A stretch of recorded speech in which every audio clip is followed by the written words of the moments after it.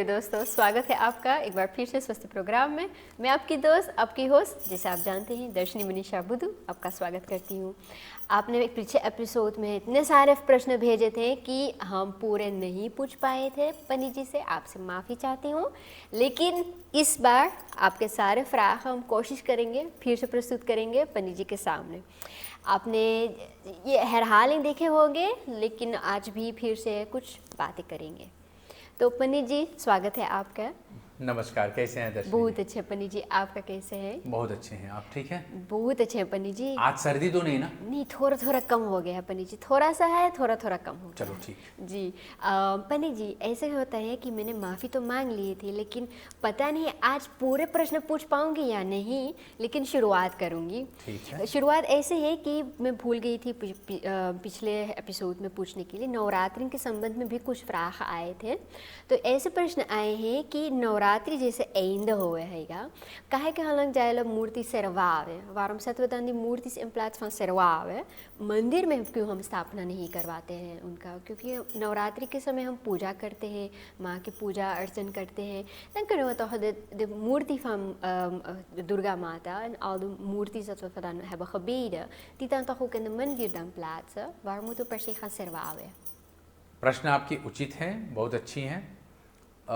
सबसे पहली बात यह है कि हमें यह समझना चाहिए कि माता दुर्गा है कौन। जी। अगर दुर्गा जी की मूर्ति हम लोग रखते हैं तो ये समझना चाहिए कि दुर्गा माता है कौन।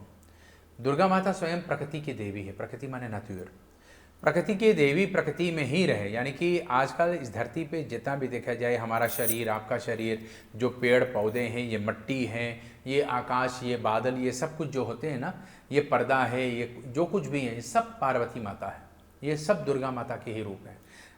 इस संसार में जितना भी कुछ बनता है, रूप में दिखता है, सोच में जो आता है, पकड़ में जो आता है, ये सब पार्वती माता के रूप हैं। इसी को हम कहते हैं प्रकृति, नातुर।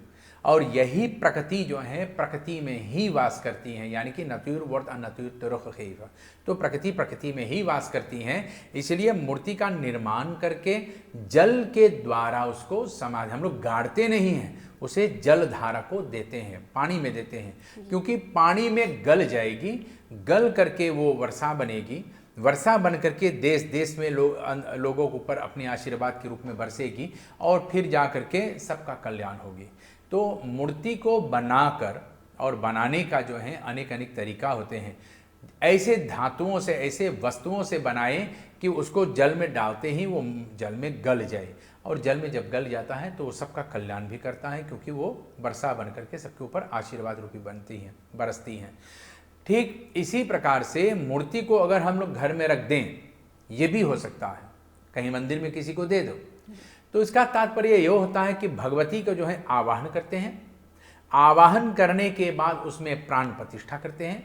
प्राण प्रतिष्ठा करने के बाद उसकी हम लोग सब विधि पूजन करते हैं। विधिवत पूजन करने के बाद जब उसी प्रतिष्ठित मूर्ति को, जिसमें प्राण को लाए गए, उनके स्थान से उठा लेते हैं, तो उसको अब जल में ही डालना चाहिए, क्योंकि उसका विसर्जन होता है।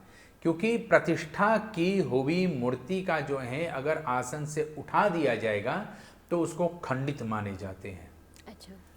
खंडित यानी कि अगर स्थापना वाली मूर्ति को हम लोग आसन से उठा करके कहीं लेकर के जाते तो कहीं दूसरे स्थान पर उसको स्थापना नहीं कर सकते हैं।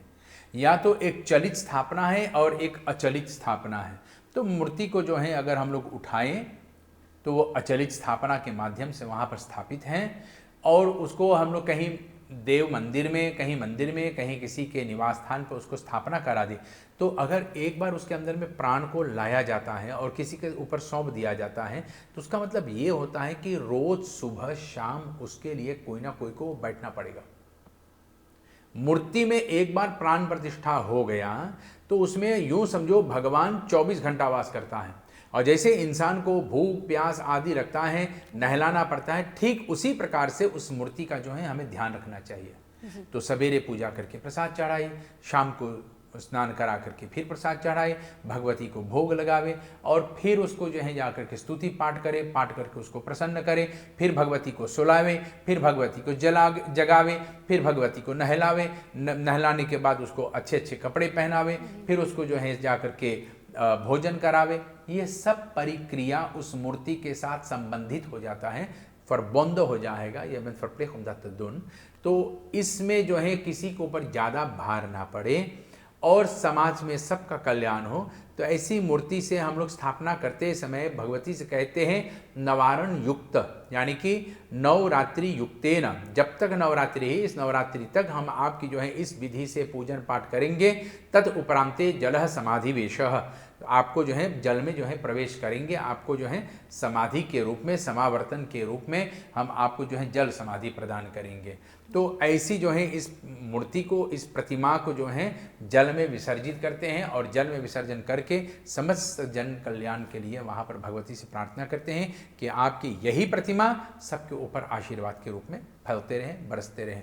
तो ये एक प्रकार से आशीर्वाद हुआ। अगर वही मूर्ति, जैसे मैं आपने पूछा कि किसी को दे दे, किसी को मंदिर में रख दे, किसी के घर में रख दे, तो क्या वहाँ पर मंदिर के रहने वाले या घर के रहने वाले सवेरे शाम वो कार्य कर पाएगा? नहलाना, जगाना, उठाना, बैठाना, वस्त्र पहनाना, नहलाना, फिर भोजन कराना, फिर भगवती को सुलाना, ये एक प्रतिबंध हो जाता है। ऐसा फरप्लेक्टिंग, इसको करना पड़ेगा। और जब तक ये कार्य होता है, ऐसे में भगवान से जो है या भगवती से प्रार्थना करके उनकी सब दोष आदि दूर करते हैं। ना करने से पाप लगता है, दोष लगता है। इससे पहले कि किसी के ऊपर दोष लग जाए, पाप लग जाए, हम लोग जो है भगवती से कहते हैं कि इतने दिनों तक आप हमारे बीच में रहेंगे मूर्ति स्वरूप, इसके बाद आप जो हैं तत्व स्वरूप, in the form from the 5 element, तत्व स्वरूप आप हमारे पास रहेंगे, इसलिए आपको हम जल विसर्जित करते हैं। जी पंडित जी, आपने बहुत अच्छी तरह से बताए हैं। तो एक ऐसे भी प्रश्न आए हैं कि नवरात्रि के समय में हम क्या शादी विवाह भी करा सकते हैं? नवरात्रि में बिल्कुल शादी विवाह कर सकते हैं जी, क्योंकि ऐसे माना जाता है कि navratri is eigenlijk ook een vaste periode waar Durga Mata of Parvati Mata dan heeft gebeden om Shivji dan te krijgen. Dan, als zij dan nog niet getrouwd is en wij dan eigenlijk haar aanbidden, is het dan niet dat we dan haar een beetje dan de wensen overschrijden en dan wel maar met iemand gaan trouwen, terwijl zij nog in de wensen, in de vaste periode is om met Shivji dan te trouwen. देखो, हमारे यहाँ पे धर्मशास्त्र कहते हैं नवरात्रि जैसे शुभ मुहूर्त कहीं पे है नहीं। नवरात्रि में अगर शुक्र अस्त होता है तो भी हम लोग, या गुरु अस्त होता है तो भी हम लोग नवरात्रि मना सकते हैं। लेकिन अगर नवरात्रि में शुक्र अस्त हैं तो वो कार्य कोई और कार्य होता है, वो देवी से अलग कार्य होता है, वो अपने व्यक्तिगत कार्य होता है। तो अगर नवरात्रि में भी शुक्र अस्त होता है, नवरात्रि में भी गुरु अस्त होता है, तो वहाँ पर विवाह शादी नहीं हो सकता है। लेकिन अगर शुक्र अस्त नहीं है, गुरु अस्त नहीं है और नवरात्रि है, तो आप बेहिचक वहाँ पे विवाह शादी कराइए, क्योंकि ये भगवती परम्बा की जो है कथा है, जो हमें हर बार सुनने को मिलते हैं कि भगवती ने नवरात्रि में भगवान शिव को पाने के लिए व्रत किया है और इस व्रत के फल स्वरूप भगवान शिव को प्राप्त की है। तो आज नवरात्रि का अवसर है और नवरात्रि का अवसर में क्या मैं अपने बेटा या बेटी का जो है किसी के साथ विवाह नहीं करा सकता हूँ? निसंदेह आप कराइए।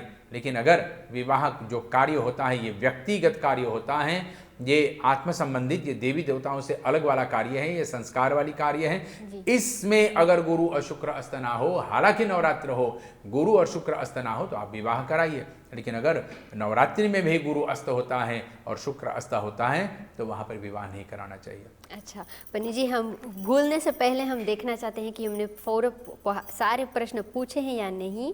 तो ऐसे भी होते हैं कि एक लास्ट प्रश्न नवरात्रि के बारे में भी था कि ऐसा माना जाता है, किसी कृष्ण भक्त ने बताया है कि नवरात्रि के समय जब अगर किसी महिला के पास उनकी मंडलक से सिक्लस हो जाते हैं और वो हवन या पूजा में भी बैठ सकते हैं अपने पति के साथ।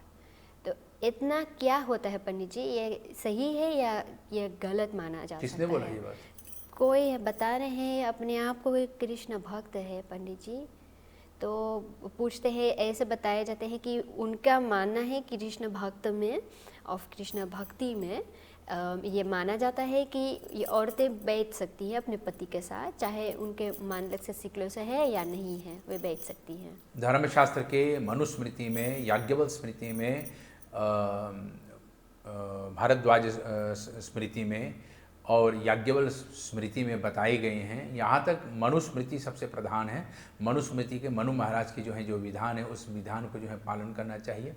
तो मनुस्मृति में ही बताए गए हैं कि अगर स्त्री अपने रजसी धर्म में है, अपनी मासिक श्राद्ध में है, महीना वाली धर्म में है, तो उसको जो है पूजा पाठ पे नहीं बैठना चाहिए। भले उसका पति ही बैठे, लेकिन पत्नी को नहीं बैठना चाहिए। पहले 3 दिन में वो चांडाली होती हैं, ब्रह्मघातनी होती हैं और नरक की देवी होती हैं। इन 3 रूपों में 3 दिन में उसको तो बिल्कुल छूना भी नहीं चाहिए एक भी सामान को। तो ये पूजा में बैठने के बाद कहाँ से आ गए हैं? तो भले आप कृष्ण भक्त हो, आप अपने भक्ति अपने घर पे कीजिए, लेकिन कृष्ण भक्त होने का मतलब ये नहीं है कि आपको कृष्ण भगवान ने छूट दे दी है कि आप सब कुछ कर सकते हैं। नहीं, भगवान ने ये भी नियम के अनुसार बताए हैं कि जब तक हमारे उंगली में से खून निकल रहा है, एक भी घाव दिख रहा है, तो भी हमें केवल उंगली के घाव होने के कारण से तो भी हम पूजा पे नहीं बैठ सकते हैं। तो यहाँ तो मासिक श्राद्ध जो हैं, मासिक श्राद्ध में हम कैसे बैठ सकते हैं? नहीं बैठना चाहिए जी। Maar Pandit ji, en als je ook de vrouw is in de maandelijkse cyclus, ze gaat niet op de puja zitten, mag ze dan wel met de Navratri en de jug dan wel gewoon meezitten en luisteren naar de katha? वो अपने घर के आंगन में बैठ करके कथा सुन सकती है, लेकिन मंदिर में उसको नहीं आना है। चाहे मंदिर के बाहर टेंटी लगल है पंडित जी, मंदिर के बाहर भी अगर पंडाल है, पंडाल के भीतर उसको नहीं आना चाहिए।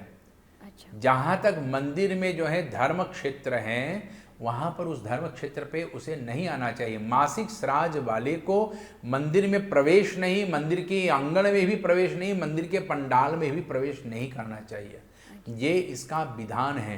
पहला 3 दिन उसको तो बिल्कुल नहीं आना चाहिए। यहाँ तक जो है 5वां दिन के बाद अपने घर के कुकरू में, अपने रसोई घर में जा सकती है। उसको अपने कुकरू में भी नहीं जाना चाहिए, अपने कमरे में ही रहे। यहाँ तक धर्मशास्त्र बताती है। तो वो मंदिर के आंगन में कैसे आएगी? लेकिन आजकल तो पंडित जी ऐसे भी होते हैं कि वे महिलाएं भी काम करती हैं, तो क्या उनको मना है भी काम करना, या काम पे वो नहीं जाएं? क्योंकि फॉर लेना तो बहुत मुश्किल है। हमारे यहाँ धर्मशास्त्र बताती हैं कि महिलाओं को जो है अगर मासिक श्राद्ध हो जाए, मांद्रक से शिकल हो जाए, तो उनको अपने धर्म से संबंधित, धर्म से यानी कि पूजा पाठ वाले, जितना पूजा पाठ वाला संबंधित प्रक्रिया है उसमें भाग नहीं लेना चाहिए। आप रोटी कमाना चाहते हैं, आप नौकरी भी जाना चाहते हैं, आप जाइए, वहाँ पर आपका जो है धर्म आदि कैसा कुछ नहीं। तो आपको जो है मंदिर में नहीं, पूजा पाठ में नहीं, प्रसाद बनाने में नहीं, पंडाल में नहीं आने का इतना जो है मनाही बताई गई है। यहाँ तक अपने रसोई घर में भी नहीं जाना चाहिए। धर्मशास्त्र ये नहीं कहता है कि आप अपना रोटी नहीं कमा सकती हैं। धर्मशास्त्र ये नहीं कहती हैं, अब यही बात ले लिया जाए कि कोई दुकान में काम करती हैं और पूजा के सामान बेच रही हैं और वो महीने से हैं, तो क्या वो पूजा के सामान बेच सकती हैं? वो दुकान में भले ही किनारे में खड़े रहें, लेकिन उसको जो है कम से कम पूजा के सामान में हाथ नहीं लगाना चाहिए। वो आपको एडवाइस दिखा सकते हैं, बता सकते हैं, लेकिन कोई और से उठवाए, यजमान खुद उठाए, दुकानदार में जो गए शॉपिंग करने के लिए वो खुद उठाए। लेकिन अगर ऐसी अवस्था है तो महीने वाले धर्म में आप शॉपिंग करने ना जाए, अपने पूजा के सामान खरीदने भी ना जाए, और जो महीने वाली हैं महिला अगर दुकान में बेच भी रही हैं तो पूजा के सामान में हाथ भी ना लगाए।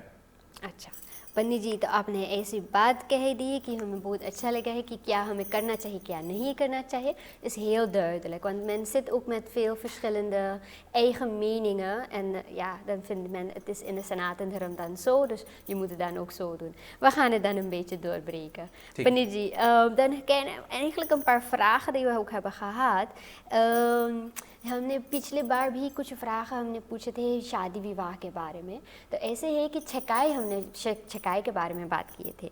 तो छकाई में एक्चुअली भी ऐसे होते हैं कि छकाई से पहले हमने बात की थी कि अगर दुल्हा दुल्हन अपने में मिलते हैं और उन्होंने शादी से पहले कुछ अपना होंकी पंकी किया है या हैंकी पंकी किया है, अच्छा? तो उसका कॉन्सिक्वेंसेस कौन सी होगा। अच्छा, तो ऐसे होते हैं कि वो छकाई से पहले वो मिल गए थे, उन्होंने अपने में हाँ ना कह दिया है और अब छकाई होना है, लेकिन छकाई से पहले उन्होंने हैंकी पैंकी कर ली है, शादी से पहले नहीं, छकाई से पहले। What's in done the consequences पंडित जी? फेरा तो नहीं ले सकते हैं। अच्छा, उसका पहला परिणाम तो यही होगा कि ये दोनों फेरे नहीं ले पाएंगे। छेकाई हो सकता है। छिकाई आप कर लो, उसके बाद कुछ भी कर लो, लेकिन विवाह से संबंधित जो है, जो मंडप के सामने बैठना है, मंडप में प्रवेश करना पवित्र होकर, वो नहीं हो पाएगा।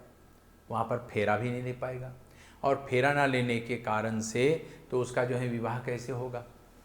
हैंकी पैंकी करने से पहले उसका मतलब ये हैगा कि दूल्हा दुल्हन को एक दूसरे का साथ सोच लेना चाहिए। अभी आपका जो है छिकाई नहीं हुआ और हैंकी पैंकी आपने कर लिया, इसके बाद मान लिया जाए वो लड़का आपको छोड़ करके किसी और के साथ चला गया, तो आपने तो हैंकी पैंकी कर लिया, आप तो गए काम से। वो तो किसी और के साथ चला जाएगा, आप तो गए काम से, आपका जो है तो रास्ता बंद हो गए। उसका क्या होगा, आप बताइए पंडित जी। उसका तो वही हाल होगा, जो डूब रहा है वो और भी डूब जाएगा। तो इसीलिए धर्मशास्त्र कहते हैं कि कुछ भी कार्य करने से पहले सोच लो। अरे भैया, एक बार मोहर लग जाए, उसके बाद हैंकी पैंकी करो या होंकी पोंकी करो या कुछ भी करना है आपको, आप कीजिए, लेकिन जब तक मोहर ना लगे, कॉन्ट्रैक्ट ना साइन हो जाए, विवाह के जो है आशीर्वाद मंडप में ना मिल जाए विप्रों के द्वारा, अग्निदेव के द्वारा, तब तक आप अपना शरीर किसी और के लिए बिकाऊ मत रखो, किसी और के लिए खिलौना बना करके मत रखो।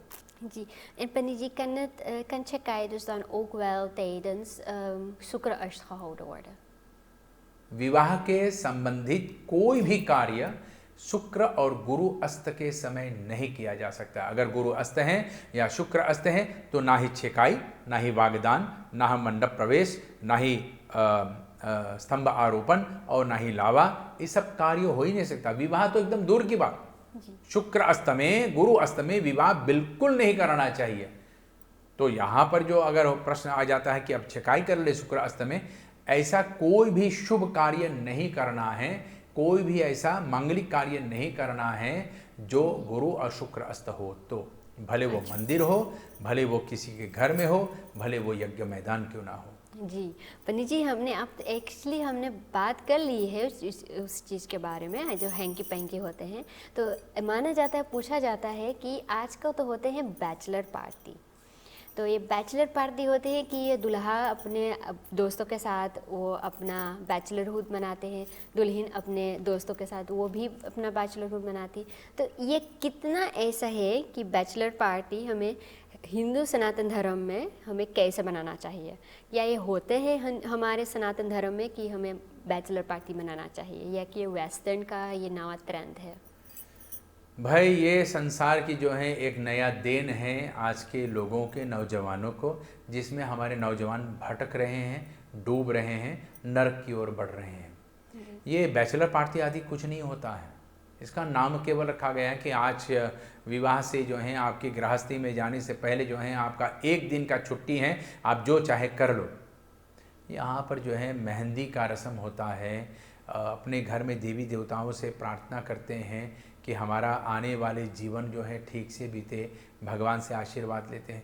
लेकिन भगवान से आशीर्वाद लेने के बजाय हम लोग शराब में डूबे रहेंगे और हैंकी पैंकी करेंगे या मौज मस्ती करेंगे या कुछ भी करेंगे।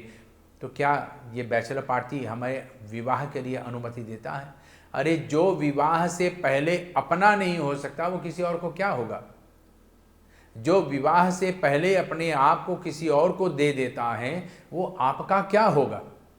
इसलिए हमारे यहाँ पर धर्मशास्त्र बताते हैं कि अगर बैचलर पार्टी कोई है तो इसका असली नाम होना चाहिए बचलो पार्टी। कि भैया बच लो।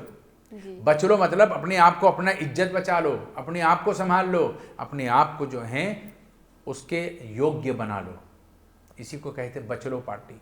और बचलो पार्टी से ये बचलर हो गए, बचलर से बैचलर हो गया। कुछ दिन बचलर पार्टी बिल्कुल ऐसा हो जाएगा कि भैया काटो पीटो, ये बचलर पार्टी हो जाएगा। तो बच्चर जो है जो काटते हैं पीटते हैं। तो ऐसे में जो है बचलर पार्टी जो है हमें नहीं मनाना चाहिए। ये हमारे यहाँ पर मेहंदी का रस्म होता है, मांगलिक गीत होता है।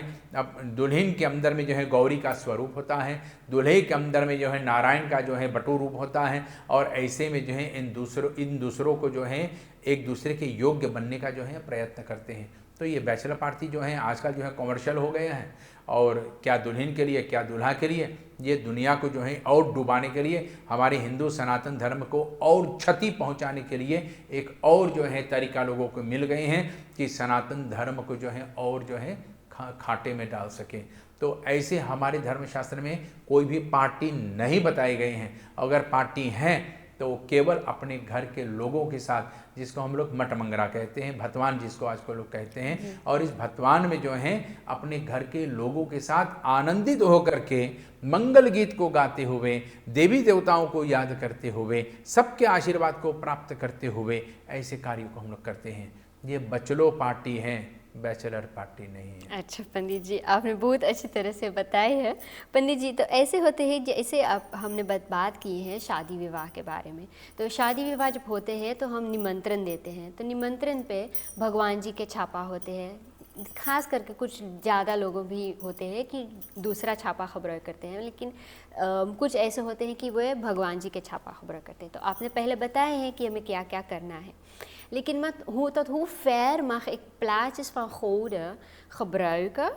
En zeg maar gebruiken in de zin van, mag ik het op mijn t-shirt laten bedrukken? Mag ik het ook op een papier laten bedrukken? Mag ik het, eigenlijk heb ik van een paar van mensen begrepen, ze hebben ook gezien dat ze een goden plaatjes hebben gezet dicht bij de wc.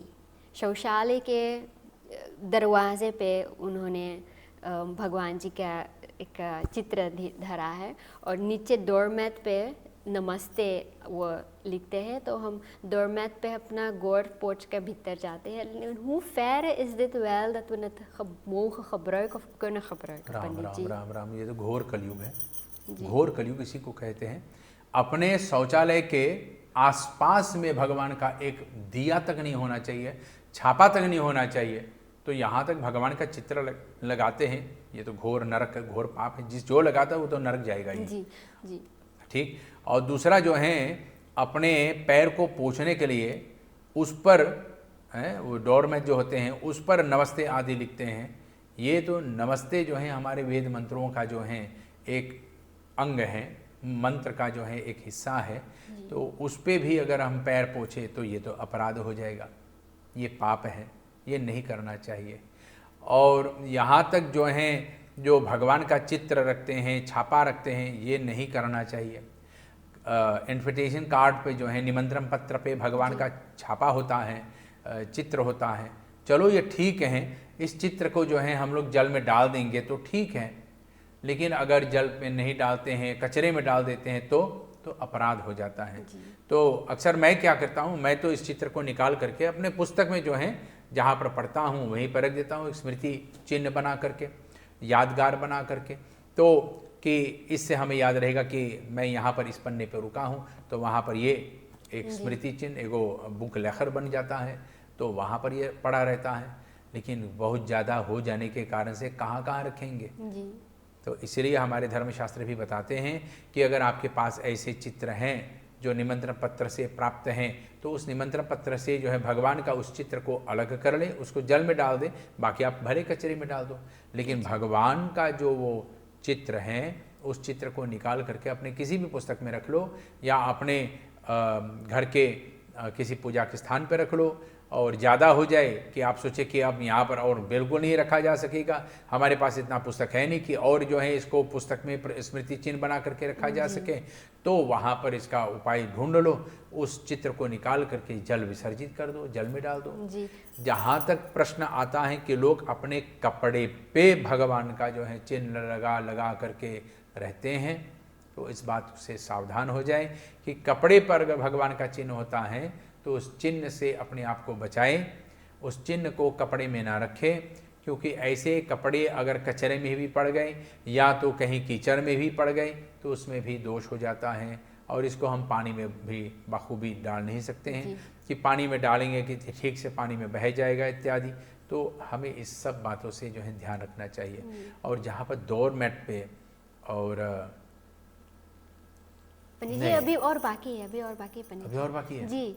ऐसे भी होते हैं, मैं देख रही थी, तो ऐसे भी है कि ये है कि प्रश्न आए हैं कि उन्होंने चित्र को कागज़ समझ के फाड़ दिए।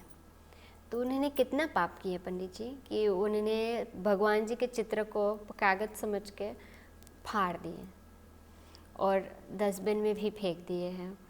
और फिर एक और है, तो वो पूछते हैं कि क्या कितना मैं पाप करूं कि मैं फ़ोन को लेकर, अगर मैं शौचालय में बैठा हूँ और आजकल बहुत लोग हैं फ़ोन से अटैच होते हैं, तो वो फ़ोन को छोड़ नहीं पाते, तो शौचालय में भी लेकर जाते हैं। तो शौचालय में भी गुड मॉर्निंग वाले भगवान जी के टेक्स्ट पठाते हैं, या कि तो भजन भी सुनते हैं शौचालय में। तो वो कितने पाप और कितने पुण्य कमाते पंडित जी। या पाप या पुण्य कमाए, मैं तो ये कहूँगा कि वो उसको जो है अपना शौचालय को जो है पानी खींचते समय उसको भी अंदर में समा जाना चाहिए। यही कहना चाहिए। अरे कम से कम शौचालय अपने टॉयलेट पे जाने से पहले अपने फ़ोन को तो बाहर रख दो, और शौचालय पे बैठ करके आप भगवान वाला चित्र लगा लगा करके किसी को गुड मॉर्निंग बोल रहे हैं जी। आप टट्टी करते समय, पेशाब करते समय किसी को आशीर्वाद दे सकते हैं क्या? तो आप गुड मॉर्निंग क्यों भेज रहे हैं? अरे ये सब बंद करो। ये बीमारी है कि आप जो हैं जैसे आप किसी को लिख करके पठाते हैं वही आपके पास वापस आता है। तभी हमारे आपके जीवन में इतना दुख आता है और हम लोग सोचते हैं कि भाई मैं सबके लिए मंगल कामना करता हूँ, सबके लिए अच्छा प्रार्थना करता हूँ, सबके लिए गुड बाय बोलता हूँ, भगवान से प्रार्थना करता हूँ, तो मेरे जीवन में इतना दुख क्यों आ गया है? अरे कम से कम अपना मोबाइल तो थोड़ा देर के लिए आराम से रख दो। जब तक एकदम से निवृत्त ना हो जाओ, शुद्ध ना हो जाओ, नहा करके निकल ना जाओ, तब तक ये भगवान वाला छापा भी छोड़ो। कितने भी जो लोग हैं आजकल वीडियो भी बेचते हैं, और आपका ये प्रश्न सुन करके मैं तो एकदम दंग हो गया हूँ, एकदम निशब्द हो गया हूँ कि शौचालय पे बैठ करके भगवान की चित्र वाले जो है गुड मॉर्निंग किसी और को भेज रहे हैं, खोल रहे हैं, सुन रहे हैं। हे भगवान, ये घोर कलयुग है, मत करो ऐसे। क्या एक नहाते समय हम लोग अपना मोबाइल को नहीं छोड़ सकते हैं? टॉयलेट जाते समय थोड़े से भगवान अपने मोबाइल को नहीं छोड़ सकते हैं? क्या इतना आदत हो गए हैं कि हम लोग मोबाइल के बिना रह नहीं सकते हैं? तो आप सोते हैं कैसे? सोते समय आप अपने मोबाइल को तो भूल जाते हैं, भले अपने सिरहाने रखते हैं, लेकिन जिस समय आप सो जाते हैं उस समय आप अपना मोबाइल को भूल जाते हैं। क्या नहाते, शौचालय, टॉयलेट जाते समय अपने मोबाइल को थोड़ी देर के लिए बाहर नहीं रख सकते हैं? अरे मेरे भाई, इतना तो कर लो। इतना तो आपसे प्रार्थना करता हूं कि थोड़ी देर के लिए अपना मोबाइल को तो छोड़ दो। कि किस दिन हमारा ये जीवन कहाँ जाएगा जिस दिन हम अपने मोबाइल को छोड़ नहीं पाएंगे। जिस दिन मोबाइल को छोड़ नहीं पाएंगे, आप मोबाइल की ही पूजा करो, भगवान की पूजा छोड़ दो, क्योंकि आपसे और कुछ नहीं हो पाएगा। और हमारे आपके जीवन में जब दुख आता है तो भगवान को दोषी मत ठहराइएगा, क्योंकि ये कर्म आपने खुद बनाए हैं, आपको खुद मिलेगा।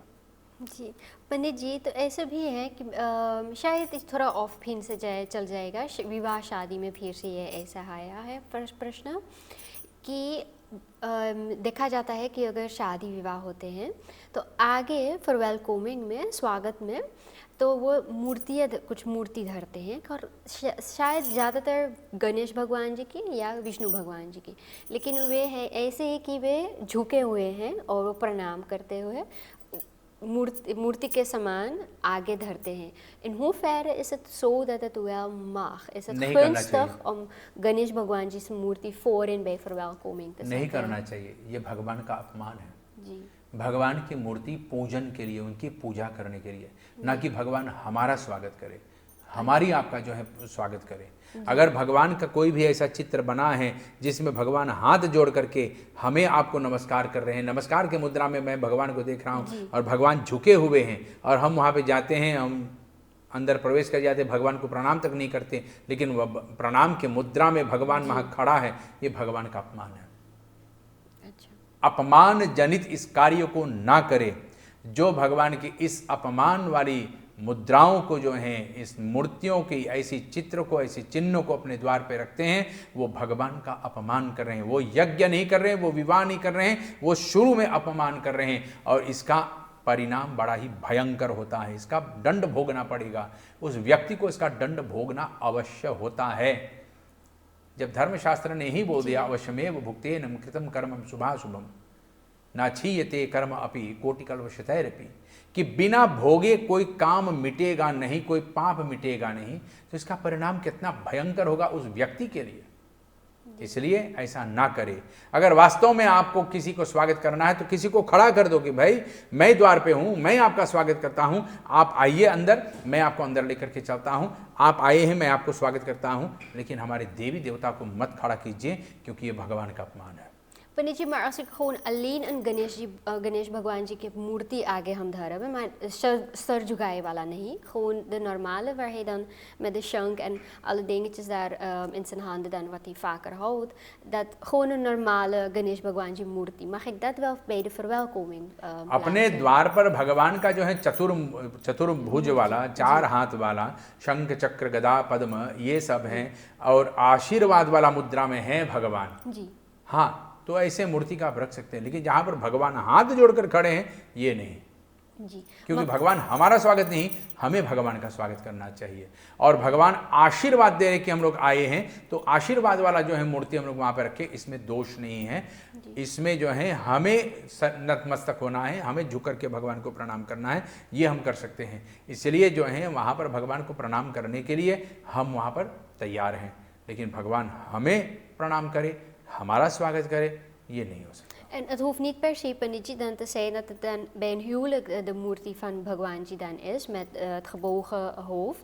Maar voor mijn huis heb ik cirkellammen bijvoorbeeld, om अपन इंद्रित मोय से मंगल बनावे और इंद्रित के आगे हम भगवान जी के ऐसे चित्र हम लगा दें। In hoeverre is dat, mag dat ook niet? नहीं हो सकता है। अपने ही घर में भी नहीं हो सकता है कि अपने खंबे में भगवान की मूर्ति या छापा लगा दे जिसमें भगवान हाथ जोड़ करके किसी का स्वागत कर रहे हैं। नहीं हो सकता है, भगवान किसी का स्वागत नहीं करता है। यहाँ तक तो यमराज भी कोई व्यक्ति जो है मर जाता है उसका प्रतीक्षा नहीं करते कि भैया आइए मैं आपका वेलकम करता हूँ कि आपके लिए नरक का द्वार खुला है। क्योंकि जो भी संसार में जन्म लेता है वो एक क्षण के लिए, भले क्षण के ही लिए सही, लेकिन नरक जरूर जाएगा। और भगवान उसी के सामने हाथ जोड़ता है जिन्होंने धर्म के लक्षण को पालन करते हुए अपने जीवन को बिताए हैं और धर्म के रास्ते पे चल करके भगवान को प्राप्त किए हैं। ऐसे लोगों की जो है भगवान जय जयकार करते हैं, माला पहनाते हैं, उनका सत्कार करते हैं। वो तो परलोक में होगा, यहाँ पर नहीं होगा। जी, Panditji, dan heeft u het eigenlijk ook de ene vraag dan erbij voor mij beantwoord, maar ik zal het nog een keer anders dan even stellen। ऐसे होते हैं कि जब घर में कथा होते हैं या जग होते हैं तो कुछ लोग ऐसे भी होते हैं कि इनको फाउंटेन, भगवान जी के फाउंटेन भी धरे हैं। Hoe ver is dat ook nog iets gunstig? Want भगवान जी is nog steeds in de आशीर्वाद पोस्ट, maar in een फाउंटेन-vorm। अगर वो पूजनीय है, पूजा करने के लिए है तो ठीक है, और पानी के जल के धारा उसके ऊपर गिरता रहता है, ये ठीक है। लेकिन अगर सुफनीर के लिए रखा है तो ये अशुभ है, हानिकारक। खास करके सुफनीर का धरा जाता है। सुफनीर के लिए अगर रखे जाएगा तो ये हानिकारक होता है।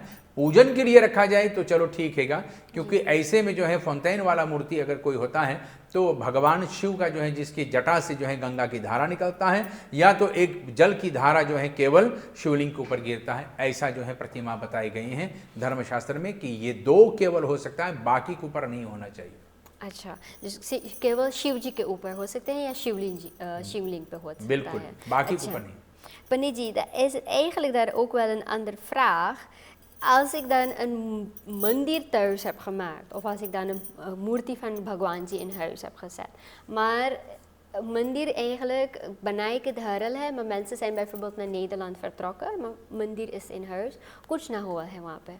In hoeverre is dat wel gunstig voor de mensen nog? Want ze wonen nu in Nederland bijvoorbeeld, of ze zijn niet meer hier in Suriname wonend, of चाहे रहे हैं क्या, बाकी मंदिर बनाए के रखल है, कुछ ना करे है। In hoeverre is dat ook wel iets dat ze goed doen, of doen ze dan, ja... ना बनावे तो ज़्यादा अच्छा है। मैं बनाए चुकल पंडित जी, हाँ, अब हो गया है। अब ऐसे घर में भगवान के लिए स्थान बना करके और भगवान को रखे हैं और भगवान का पूजा तक नहीं होता है, भगवान को फूल तक नहीं चढ़ाते, नमस्कार तक नहीं होता है, भगवान को भोग नहीं लगाता है। भगवान को रोज़ प्रसाद चढ़ाना चाहिए, रोज़ प्रसाद देना चाहिए। अरे एक फल ही दे दो, एक आम ही दे दो, एक केला ही दे दो, फूल देना चाहिए। अगर कुछ ना हो सके तो एक बादाम ही दे दो, आमंदल, एक बादाम भगवान के दे दो, लेकिन प्रसाद चढ़ाना चाहिए। भगवान का रोज़ पूजा करना चाहिए। अगर आपके घर में मंदिर है तो अपने मंदिर का आदर करो, अपने मंदिर का सत्कार करो। जिस दिन आप अपने घर का इज्जत नहीं करोगे, आपके घर के देवता वास्तु पुरुष आपके ऊपर उठ जाएगा और आपके घर में अमंगल का वास हो जाएगा। ऐसे में अगर आपके घर में मंदिर हैं, आंगन में मंदिर हैं और आप मंदिर का सत्कार नहीं करते, उसमें भगवान को बैठाए हैं और भगवान का पूजा पाठ नहीं करते, वही देवता आपके घर में काल दंड लेकर के आएगा और तूफान ऐसा मचाएगा कि आप जो हैं क्या कहते हैं, भूमिकंप, earthquake जो होता है, तो भूमिकंप जैसे आता है, आर्थ जो आता है ना, इसी तरह से आप भी हिल जाओगे, डोल जाओगे। फिर आपका जीवन जो है ऐसा हिलेगा कि आपको पता नहीं चलेगा कि ऊपर कहाँ है, नीचे कहाँ है। इसलिए खिलवाड़ करना है तो अपने आप से कर लो, लेकिन भगवान से खिलवाड़ ना करो। भगवान के लिए स्थान बनाए हैं तो उस स्थान का आदर करो, सम्मान करो। भगवान को उसमें बिठाए हैं तो भगवान का पूजन करो। कुछ ना हो सके तो एक फूल चढ़ा दो, लेकिन एक दिया और एक प्रसाद जरूर जलाना चाहिए। प्रसाद भगवान को दो और एक दिया जलाना, ये अपने मंदिर है। अगर मंदिर में है, मंदिर बनाए हैं तो मंदिर में एक दिया जलाना चाहिए और भगवान को भोग लगाना चाहिए। अन्यथा आपका मंदिर बेकार है, बंद करो और मंदिर ना रखो तो ज़्यादा अच्छा रहेगा। जी पंडित जी, en wat about als ik, ook al heb ik thuis geen mandir, of ik heb wel en ik doe geen Puja, maar ik ga wel naar de मंदिर, maar मंदिर में हम पूजा wel करेला। देखो, अपने घर में जो है भगवान को बिठाने का मतलब ये है कि मेरे घर में मुझे बार बार हर क्षण भगवान की याद आवे, हर पल में भगवान को देखूं, ये ठीक है जी। ये हमें भगवान से जोड़ने का जो है तरीका होता है। अब मैं घर पर अपने पूजा करूं या ना करूं, लेकिन मैं भगवान का दर्शन रोज करता हूं, प्रतिदिन करता हूं। भले वो चित्र लगाकर, फोटो लगाकर, फ्रेम में लगा करके मैंने भगवान को रख दिया है। मैं जहाँ पे भी जाऊँ भगवान को देखता हूँ, भगवान को और याद कर लेता हूँ, देख करके याद कर लेता हूँ। ये मेरे दिमाग में आ जाता है कि मैं भगवान को भूलता नहीं हूँ, ये ठीक है। अपने घर में मैं पूजा करूँ या ना करूँ, अपने घर पे हर वर्ष मैं पूजा करूं या ना करूं, लेकिन मंदिर में जाकर के मैं पूजा कर लेता हूं, ये भी ठीक है, ये भी शुभ माने गए हैं। लेकिन अपने घर में मंदिर होते हुए अपने घर में भगवान का अपमान करूं तो इससे बेहतर है कि आप एक दिन स्वयं सड़क पे आ जाओगे। क्योंकि जिस घर में भगवान का मूर्ति बना करके हम भगवान का आदर सत्कार नहीं करते हैं, यूँ समझो आपने अपने घर से भगवान को निकाल दिया है। क्योंकि जिस घर में किसी का इज्जत नहीं होता वो उस घर को छोड़ करके चला जाता है। वही दिन आएगा आपके जीवन में कि एक दिन आपका घर भी आपको अपने पास नहीं बैठाएगा। ऐसे घर में ऐसा दुख आता है, ऐसे आपत्ति आता है कि आपको अपने घर से भागना पड़ता है, घर आपको खाने को दौड़ता है। ऐसे ऐसे नौबत आपके ऊपर आएगा। इसलिए अपने घर में अपने देवी देवताओं का आदर करें। अरे पूजा ना कर सके, हाथ जोड़ करके प्रणाम तो कर लो, इतना तक तो हो सकता आपसे। अपने भगवान को नमस्कार कर लो, नमस्कार कर सकते हैं तो आपका जीवन में कल्याण है। जी, यहाँ पे हमारे जीवन में और भी ढेर कल्याण हो सकता है, या कल्याण भी सेम होता है अगर मैं सिर्फ भजन सुनूं भगवान जी के। रेडियो पे सवेरे काम पे जाते हुए bijvoorbeeld हम radio सुनी लो और ढेर भजन सुनी लो, dan is dat ook gelijk aan diezelfde Puja dat ik in de मंदिर zou doen en of dan gewoon thuis ook zou doen। अगर भजन सुनते समय मैं भी साथ में गा रहा हूँ तो चलो ठीक है जी, और मैं केवल सुन रहा हूँ और उधर मोबाइल में बात कर रहा हूँ, उधर आपस में अपने में बात कर रहा हूँ, उधर किसी को गाली दे रहा हूँ या कुछ और कर रहा हूँ, लेकिन भजन सुन रहा हूँ जी। चलते गाड़ी में भजन सुनना एक अलग बात हो जाता है। वो पूजा में गिनते नहीं, वो तो भगवान को याद करने के एक बहाना बन जाता है जी। कि भगवान को मैं भूलूं नहीं। ये एक बहाना है, स्मृतिकरण है जी। इसको स्मृतिकरण कहते हैं कि भगवान को याद करने का एक तरीका है। तो यहाँ पर गाड़ी चलाते भजन समय सुने, अपने घर में बर्तन धोते समय भजन सुने, अपने घर में चलते फिरते भजन सुने। कुछ लोग भजन लगा देते हैं और टॉयलेट में बैठे रहते हैं, भजन बैठे बैठे टॉयलेट में सुनते हैं जी। सुने ठीक है, ये याद कराते हैं कि मुझे भी कुछ करना चाहिए जी। लेकिन करना चाहिए। इसलिए नहा करके जल से जल आकर के भगवान के पास बैठ जाए। अच्छा पंडित जी, एक और ऐसे प्रश्न है तो मुझे बहुत ja, ik moest echt dit ook wel weten zelf voor पंडित जी, मुझे पता नहीं है इसके बारे में बहुत ज़्यादा। लेकिन अगर हम माला जाप करते हैं और मंत्र जाप bijvoorbeeld भी करते हैं, mag ik die mala met wat ik dus een mantrajaap heb gedaan, die dan ook gewoon weer aantrekken, of moet ik hem wel gewoon weer een plekje geven waar hij dan bij भगवान जी dan bijvoorbeeld is? देखो, हमारे यहाँ पहनने वाला कपड़ा जो है अलग अलग होते हैं। अच्छा। एक कपड़ा पहन करके हम लोग मंदिर में जाते हैं, एक कपड़ा पहन करके हम लोग पार्टी में जाते हैं। आप मुझे ये बताइए कि भगवान कभी टाई और जैकेट आदि पहन करके हमारे पास आई है? नहीं आई। नहीं। तो हम क्यों मंदिर में टाई आदि लगा करके फांसी लगा करके जाए? वो टाई जो लगाते हैं उसको मैं फांसी कहता हूँ जी। वो गले में इस तरह से पट्टा की तरह बना रहता है जिससे मैं कुत्ता हूँ और मुझे कोई चला रहा है। ठीक है, तो ये एक अलग शैली है। हमारे धर्मशास्त्र ये भी बताते हैं कि जो माला से जाप किया जाता है उसे पहनना नहीं चाहिए। वो केवल भगवान के लिए काम में आना चाहिए, वो हमारे लिए नहीं है।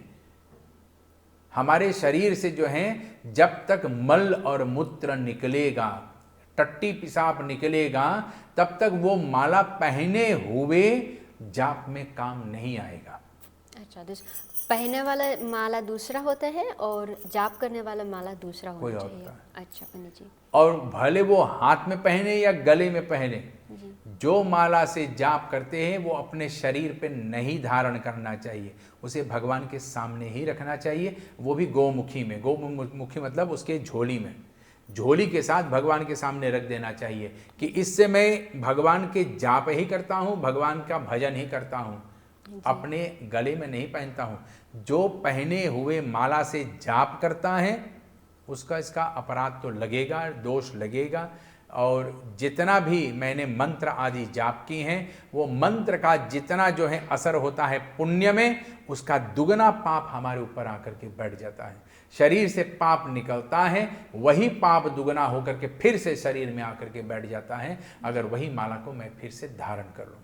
जी पंडित जी, और एक ऐसा कन्फ्यूजन भी हो रहा है, कुछ लोग कहते हैं कि माला को दाएं हाथ में पकड़ के माला जाप करना चाहिए या बाएं हाथ में पकड़ के माला जाप करना चाहिए। कौन से हाथ से हमें माला जाप करना है? Als ik rechtshandig ben, ga ik automatisch mijn rechterhand willen hebben om de mala dan te houden en de jaap dan te doen. Maar wat als ik dan linkshandig ben en de persoon kan beter met de linkerhand de mala jaap dan doen? Is het verplicht dat je het in de rechterhand moet houden? हमारे हर एक शुभ कार्य में दाहिना हाथ का प्रयोग बताए गए हैं। आप भले लेफ्टी हो या राइटी हो। लेफ्टी मतलब आपका लिंग्सहांदक है, आप बायां हाथ से सब कुछ करते हैं। उस समय मुझे अपने आप को सिखाना होगा कि दाहिना हाथ से माला फेरा कैसे जाता है, दाहिना हाथ से फूल कैसे चढ़ाए जाते हैं, दाहिना हाथ से घी कैसे निकाला जाता है, दाहिना हाथ से हवन कैसे करते हैं, अपने आप को सिखाना पड़ेगा। हमें पूजा पाठ जो है केवल दाहिना हाथ से। वाम हस्ते आत्मन शुद्धायते है दक्षिणे देव उपार्जिता। दाहिना हाथ से केवल भगवान का ही काम करना चाहिए। दाहिना हाथ से जो है अपने अंदर में भोजन डालना चाहिए और बावां हाथ से जो है अपने आप को शुद्ध करना चाहिए। तो लेफ्टी से अपने आप को शुद्ध करें और दाहिना से जो है अपने आप का पोषण करे, भगवान का पोषण करे। तो अपना पोषण यानी कि पेट भरने के लिए और भगवान की सेवा करने के लिए दाहिना, और अपने आप को नहलाना साफ करना ये बावां हाथ है। बावां अपने लिए हैं, दाहिना अंदर में भगवान का वास है और बाहर में जो भगवान का वास है उसके लिए है। जी, बहुत धन्यवाद पंडित जी, u heeft het zo goed weer aan ons uitgelegd. Ik ga wel een beetje die excuses weer moeten bieden पंडित जी। 2-4 vragen फिर से छूट गए हैं क्योंकि समय हो गया है, तो फिर से माफ़ी मांगूंगी, लेकिन ये निराश नहीं करूंगी हमारे दर्शकों को, क्योंकि अगला एपिसोड भी अभी है, तो हम अगले एपिसोड में वो प्रश्न आपके लिए प्रस्तुत करेंगे। आपको बहुत धन्यवाद पंडित जी, आप एक बार फिर से हमारे लिए स्टूडियो में आए, हमारे दर्शकों के लिए उनकी तरफ से भी आपको बहुत धन्यवाद। धन्यवाद। नमस्कार पंडित जी। तो प्रिय दर्शकों, इसी के साथ हम आ गए हैं आज के एपिसोड के अंत में। हमने जैसे बताए हैं, हम आपसे फिर से माफ़ी मांगती हूँ कि हमने सारे प्रश्न नहीं पूछे हैं, लेकिन अगला एपिसोड भी अभी है, तो नेक्स्ट हफ्ते हम फिर मिलेंगे। आपको एक शुभ रात्रि हम तुअंस करते हैं और फिर मिलेंगे। नमस्कार।